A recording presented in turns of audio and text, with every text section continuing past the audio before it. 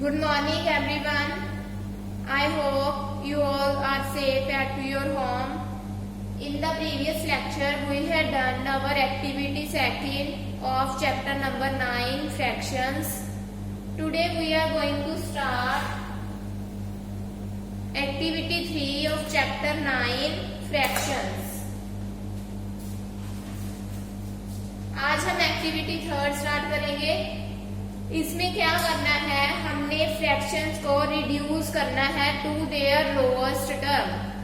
Lowest means to say सबसे छोटी term पे हमने क्या करना है, रिड्यूस करना है फ्रैक्शंस को. जैसे फर्स्ट सम देखो, फर्स्ट सम एक्टिविटी 3 का 48/64 दिया हुआ है और हमने इसे रिड्यूस करके लोएस्ट टर्म में लिखना है.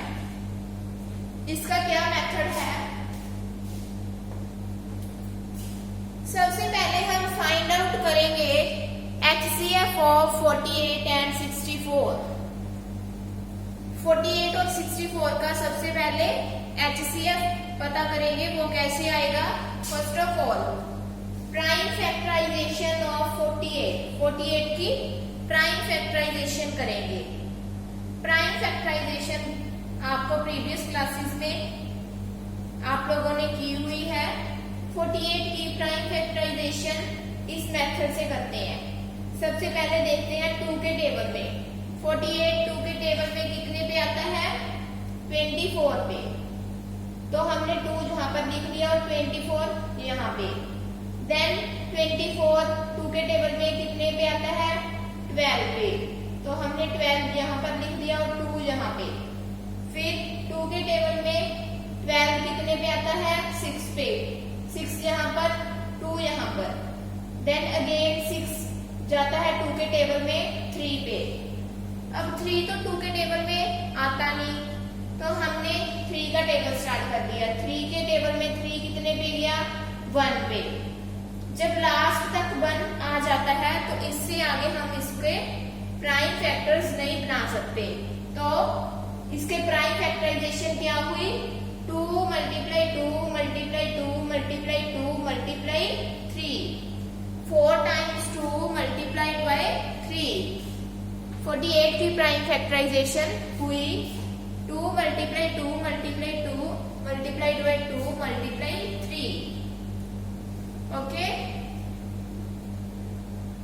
फिर आता है हमारा प्राइम फैक्टराइजेशन ऑफ 64. पहले हमने 48 का किया था, अब हम 64 का करेंगे प्राइम फैक्टराइजेशन. जब हम 64 का प्राइम फैक्टर्स बनाएंगे, जैसे हमने 48 के बनाए थे वैसे ही हम 48 के बनाएंगे. सबसे पहले 2 के टेबल में 64 कितने पे आता है, 32 पे.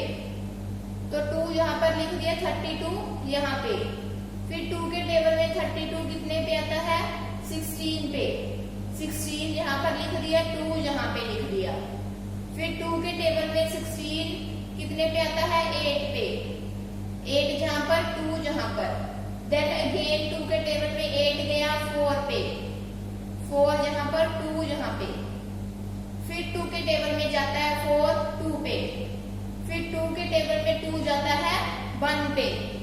तो these are the prime factors of 64.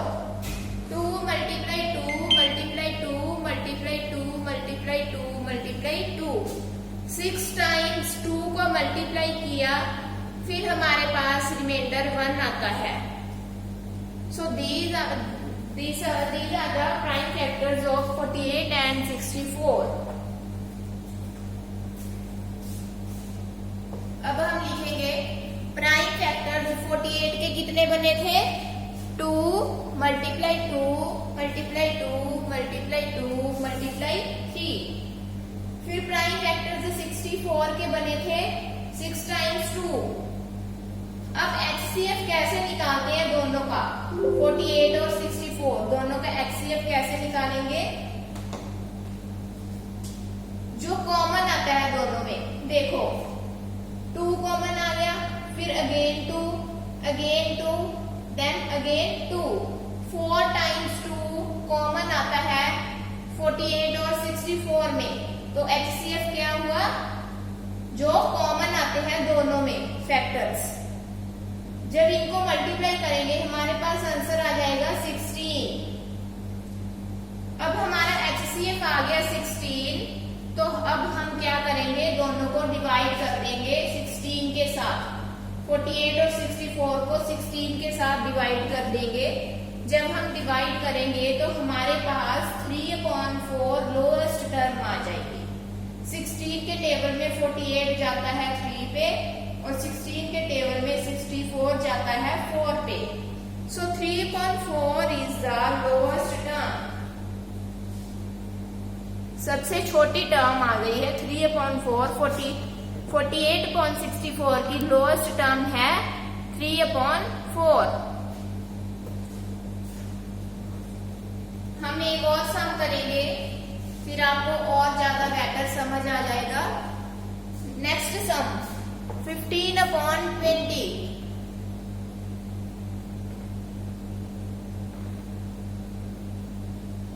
अब देखो 15/20, सबसे पहले इसके प्राइम फैक्टर्स बनाएंगे 15 के। वो देखो 15 के प्राइम फैक्टर्स बनाए जब हमने, कितना आ गया 3 × 5। ये आ गए इसके प्राइम फैक्टर्स 3 × 5। 3 15 कितने, 3 के टेबल 2 के टेबल में 15 आता नहीं, फिर हमने 3 देखा, 3 के टेबल में 15 5 पे आता है, देन 5 के टेबल में 5 1 पे जाएगा। तो प्राइम फैक्टर्स ऑफ 15 आर 3 × 5। वैसे ही सेम हम 20 के प्राइम फैक्टर्स बना लेंगे। 2 × 2 × 5। हमारे पास 15 और 20 के प्राइम फैक्टर्स आ गए। अब हम क्या देखेंगे, इसका HCF। HCF कैसे निकालते हैं, जो फैक्टर्स दोनों में सेम होते हैं। जैसे 5 दोनों में सेम है, 5 ओनली 5 के बिना कोई और नंबर सेम नहीं आ रहा फैक्टर्स में, तो 5 क्या हुआ इसका HCF।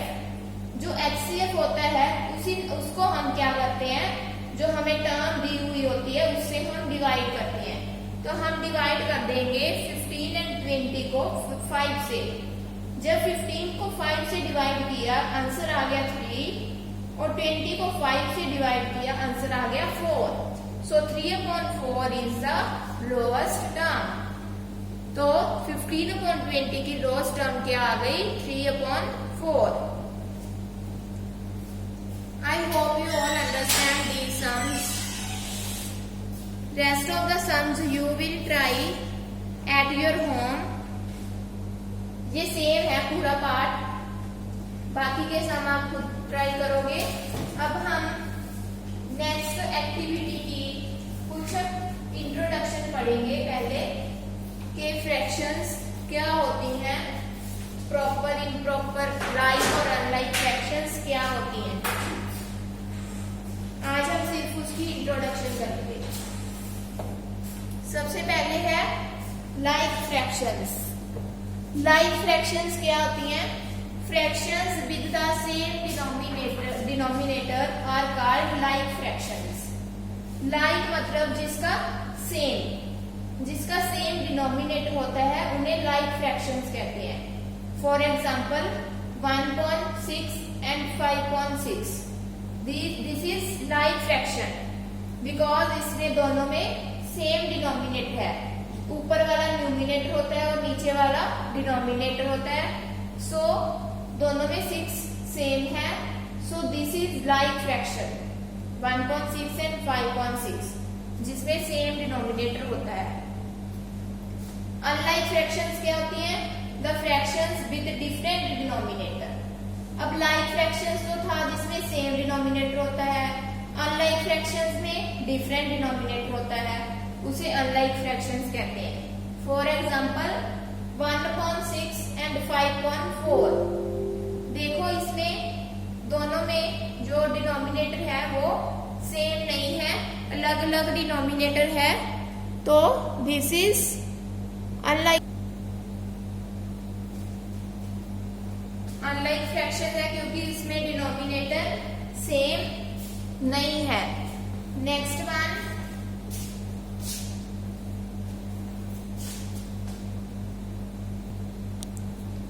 Unit fraction. अब यूनिट के नेम से हमें पता लग रहा है, unit means to say one. Unit fractions क्या होती हैं? Fractions with numerator as one are called unit fractions. जिसका न्यूमिनेटर वन होता है उन्हें यूनिट फ्रैक्शंस बोलते हैं, जैसे 1.2, 1.5, 1.7, 1.8। These all are the unit fractions because the numerator in all the fractions is 1.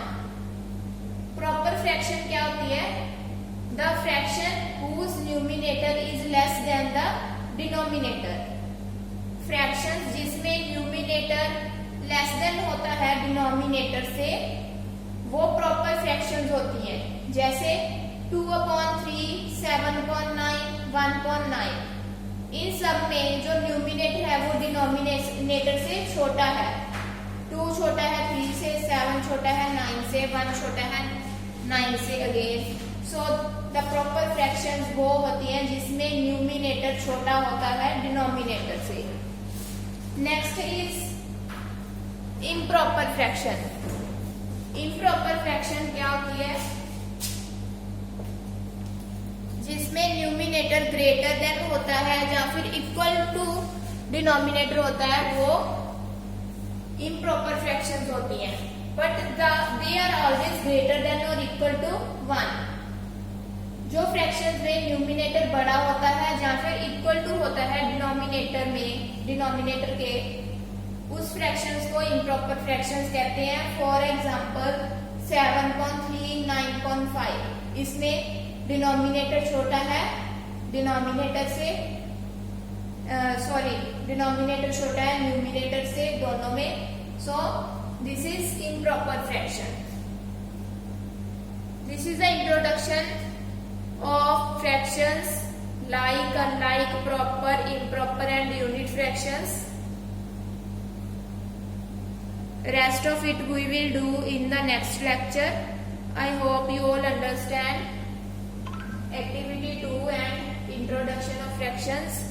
Thank you. Have a nice day.